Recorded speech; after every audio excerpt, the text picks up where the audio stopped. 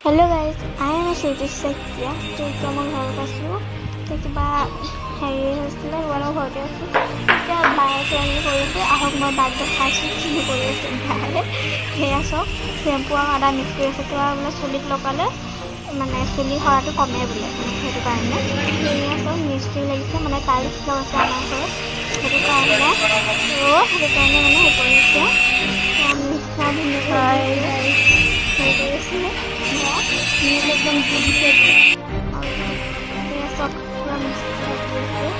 पूरा मैं मिक्स कर दी पूरा एकदम पूरा मिक्स कर मैं एकदम मैं पूरे ये कपड़ पिंधो ना मैं दीघल पेंट पिंधिছিলোঁ সেইটো দেখাবলৈ নহ'ল এতিয়া হাফ পেণ্ট পিন্ধি লৈছোঁ মই নহ'লে বৰ দিগদাৰ হৈ যায় যে সেইকাৰণে এতিয়া চব মই লগাই লৈছোঁ ধুনীয়াকৈ লগাই লৈছোঁ তাৰপিছত এয়া চক মোৰ বা কেমেৰামেন আছে এয়া চক মই লগাই লৈছোঁ আৰু এয়া মই ধুনীয়াকৈ লগাই লৈছোঁ একদম মজা আছে তাত এয়া চব বাও লগাই লৈছোঁ বা হাই বুলি কৈ দিওঁ এয়া মই লগাই ল'লোঁ এয়া চব এতিয়া মই ফণিয়াম চুলিখিনি ফণিয়াই ল'লে ভাল হেৰি ধোৱাৰ আগত অকণমান ফণিয়াই দিছোঁ 20 মিনিট হ'ব দেই লগাই